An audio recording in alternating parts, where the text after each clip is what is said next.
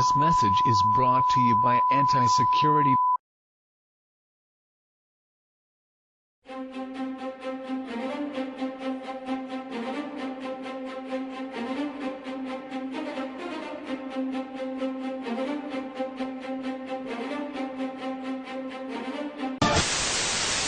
Your passcode, followed by the pound key, or *0 to speak with an operator.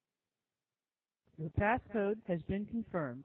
Please wait while you are joined to the conference.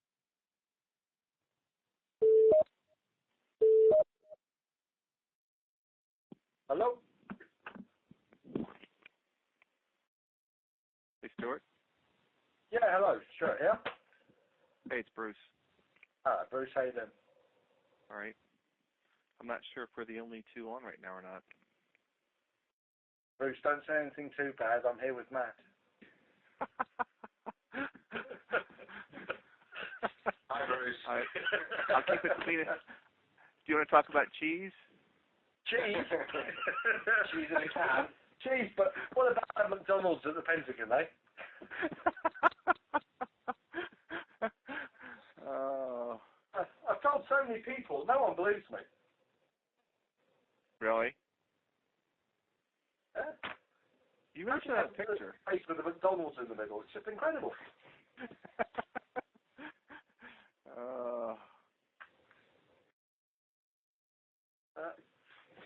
So what's happening in your world then, Bruce? Busy? Yeah, just still catching up from the time when I was away. So working on that stuff, and I just saw the information about the big ACPO cyber conference in Sheffield. Oh yes, yeah. You going to be able to come? I think so. Yeah.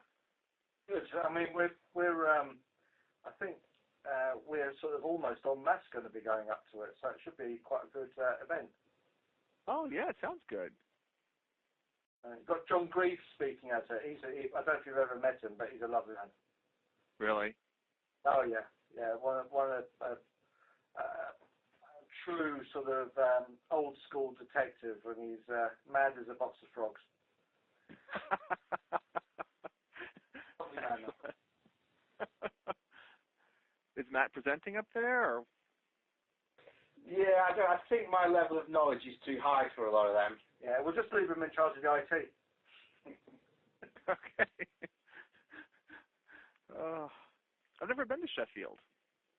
No, you've missed nothing. It's a car. Really? Oh yeah, I'm afraid so. It's not exactly a jewel in England's crown. Okay. But there you go. Well, there's a big university up there, right? Sorry? Isn't there a big university up there? Yeah, Sheffield Uni is quite big. There's a huge shopping centre as well, but I think that's about it. Is that it? It's the bull ring. Is that the famous thing in Sheffield? Is it the bull ring? Or there's a big roundabout in the middle of it, which sort of got an upstairs and a downstairs. It was quite exciting in the 1970s. Okay. There's a Flowers nightclub. Oh, yeah? Yeah. That was good for a night out. There's a McDonald's.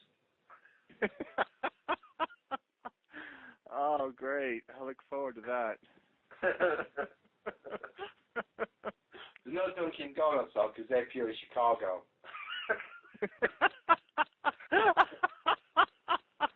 We're not sure. It's around there somewhere anyway. They might have shot a movie there, but then again, maybe not. No, it wasn't there. It's here. No. It was around.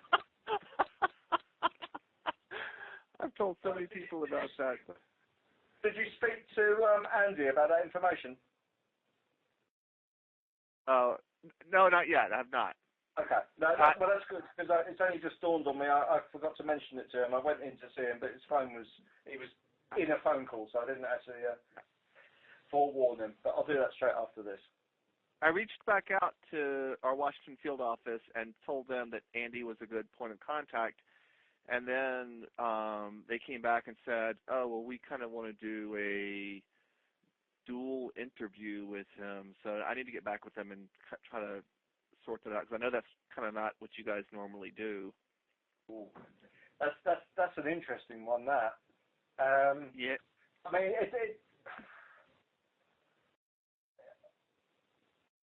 he's 18 years old, isn't he?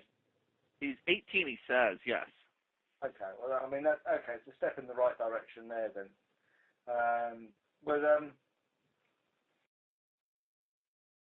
Maybe step one would be for us to do the first introduction. Okay. And then move on from there. We'll discuss it after, Bruce. Okay, that's fine. Oh, hello. This is Tim Oster calling from headquarters. Sorry for joining late. We had a conference room that was double booked, so Jerry and Chad are going to be joining momentarily. And who's on the call right now? You've got your London contingent. Okay. Stuart and Matt and Bruce in that little office down the road. Okay. Yes.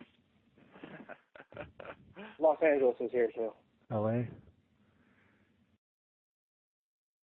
Anyone else? Slightly in the background. So all we have is UK and LA. All right, it's gonna be a short call. All right. All right. Well, go ahead, Matt, if you want to take off. Just let us know where you guys stand. Well, we've basically, as was I think on the last call, we've still got Ryan Cleary and Jake Davis. Let you deal with that if you want.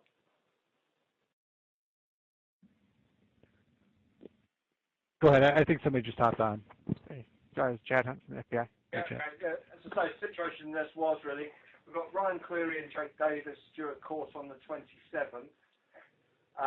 Following some discussion with the New York office, we're looking to try and build some time in to allow some operational matters to fulfill on your side of the water.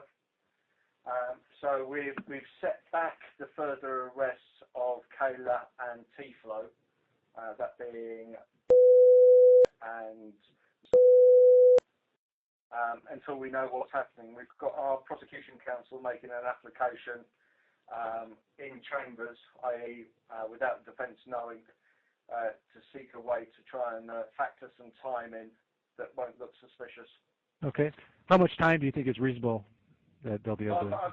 I've gone and said 8 weeks.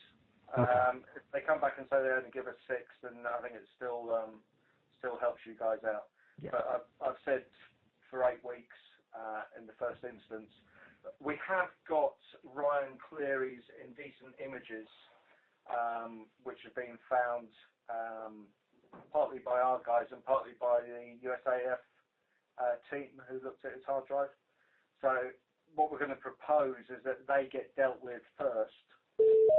Historically, they're the older offences, and then that would take 6 to 8 weeks before we then rolled on to the second half of it. But it's down to the trial judge, really, how he wants to play it. Okay. And I just want to express our gratitude for being flexible on this. I know I know New York appreciates it, and FBI as a whole. Hey, we're here to help. We appreciate that. We've cocked things up in the past. We know that. So it's it gives us more time to examine the chat logs in any event. So it's not that much of a hardship. Okay. Well, that's great. Is there anything else? Just one thing. The lad who was CSL-Sec is his real name, known as Tawongs. He was of interest to one of the guys at New York.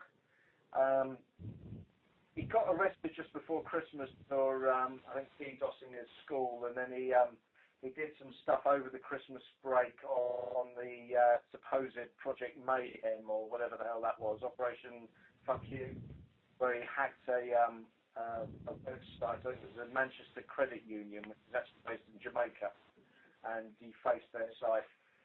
He's a 15-year-old kid who's basically just doing this all for attention and a bit of an idiot. But what he has done, which is kind of curious, is written a statement through, it looks, his school, basically explaining how he came to become a hacker and what things he has done. So we're just researching that. One of the ones he is claimed credit for in this statement is a thing called Steam, which is some sort of gaming site with 32,000 usernames and logins and credit card details, which he's suggesting he's had off. I don't know if that's a job that any of you guys are dealing with, but if it is, we've got a statement, someone admitting to it. Yeah, that's fantastic. We actually do have a pending investigation looking into that compromise. And what was his name? Was it that? His name's okay. It goes by the moniker Tehwongz, TEHWONGZ.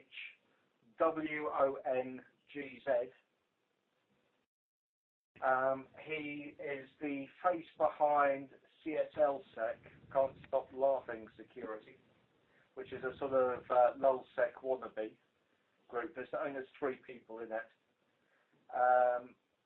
and he's just a pain in the bum. He's currently a subject of West Midlands police who have been dealing with him. We have a copy of his hard drive here, which we're just starting to have a look at. But again, another juvenile, another wannabe type character. But if you're whoever has got your operation, if they want to fire me an email, I'll put them in touch with our intel cell who are trying to find who's got interest, and we can get you a copy of this statement, see if it makes sense. Oh, that'd be great. I know they would appreciate it. It's our Baltimore office that's leading the charge on that one. Okay. So I will make sure I'll put you two in contact. Did he indicate who he was working with, or any other nicks that he's associated with? Yeah, there's one called Grandma Wong's, and there was one other which is gone out the top of my head off. Now I can't remember what the third one was. Who are his little group of friends? Whether they're online friends or actually 3-dimensional friends, I'm not sure. He gives the two sides of our A4 description of how he's got involved, what he's done. It looks like he's sort of almost cleaning the slate now that he's sort of come to notice the police. I suspect a smack from mum or dad is behind it all. Right. Is he looking at any charges on your side? It's up in the air at the moment. If he has done the Steam job, then it might be one that we would look at taking on from the PECU point of view. But if it is just more of him bragging, we would probably leave it with the local police, who actually at the moment don't have an awful lot of interest in him. Okay. But I suppose we need to speak to the Baltimore office and see what the story is behind the attack and what damage was actually done, really. Okay. Yeah. Yeah. Thank you very much for that. That's right. Anything else? No, I don't think so at the moment. I think nothing from you, Matt. Nothing.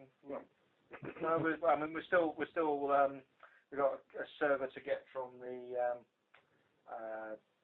Germans, and one thing I was going to ask, I don't know what your liaison's been with the Irish, but we've been speaking with the Irish around Palladium and Pawn Source, and looking to share some intelligence with them and some information on that. I don't know if they're in on this call. I don't. Is anyone on from Ireland? I don't think so. Okay. I mean, I'm not sure if it's going to assist or take our job very much further, but probably worth getting back in touch with them from your side, because I think they've got stuff that they could share. Okay. All right. And I suppose the final thing that I've got is we got the final forensic report from the guys at the USAF who had a look at Ryan Cleary's hard drive. And I don't know whether it's been disseminated amongst you guys or not, but it's worth reading. It stretches to 325 pages, not including their notes. And it's quite a thorough piece of work, needless to say. We're quite impressed with it. So I don't know if you've seen it or not, but you've got some fellows out there who've done a cracking job around that. Okay. All around the Pentagon one. All right, I'll check that out. I haven't seen that yet. Okay, LA, do you have anything? Not much other than what we were sending to the Met through Bruce. If you haven't seen it yet, Bruce, there's going to be a EC coming through your way. Just connecting Sharpie with Kayla and possibly T-Flow. He might have been using the moniker Cronus a year and a half ago, 2 years ago. Just some more logs that we would like the Met to go through because they haven't had enough of that yet. So are you saying that Cronus was T-Flow or Sharpie? T-Flow is what it looks like. Yeah, no, we've seen Cronus before, and we'd sort of made the assumption it was T-Flow. Okay. Excellent. So other than that, I think that we're just waiting for Cleary's ISP. That's about it. But it looks like we might have a little bit more time to wait on that. Yeah, this is the stuff on the MLAT that was dealt with by our extradition squad. Yeah. We're still trying to trace that up. I mean, I can only apologise. I don't know why that's not with you. Last I heard, it was going back before the magistrate to be signed off to come back to you, which is what happens when we are asked to do inquiries on other people and it's not already in part of our investigation. But I will trace that up for you.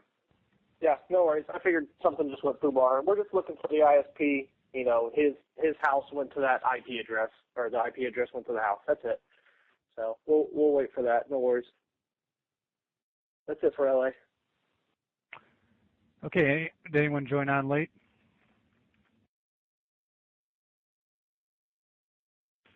All right, that was a quick call. We'll plan on meeting again on a regular day on Monday next week. And thanks a lot for everyone for joining us. No problem. Okay, bye-bye. Bye. Thank you. Bye.